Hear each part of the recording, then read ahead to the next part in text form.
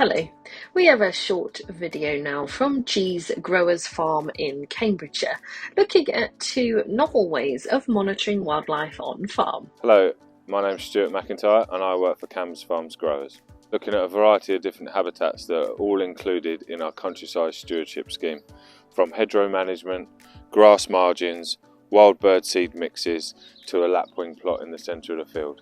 All of these are included in our previous countryside stewardship scheme, and they're also included into our new schemes, which will last another 5 years. It's important when creating all of these habitats for wildlife, not only to manage them so they're performing for wildlife, but we also need to be able to monitor the wildlife that's using all of these different habitats that we're investing in. As part of the wildlife monitoring at G's, we're listening to the sounds of pollinators and counting pollinators in the field to understand how the different interventions to encourage pollinators is working on the farm. So this is one of our devices. We have various sensors here. One is at listening for sound that automatically detects bees and other pollinators flying around, and then we have a light, temperature and humidity sensor, so we have local climatic conditions with which we can correlate to insect activity and really understand how we can better support pollinators at the farm. On this farm there are 6 different habitats that we're trialling to encourage pollinators. We have 2 types of bird seed mix. We have a wildflower mix, grassland, hedgerow, and a pollen and nectar rich source over there. We're doing some bat monitoring.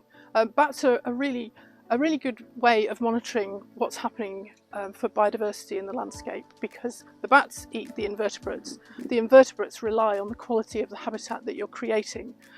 So they're a really good indicator of the quality and the scale and the extent of the habitat that you're creating.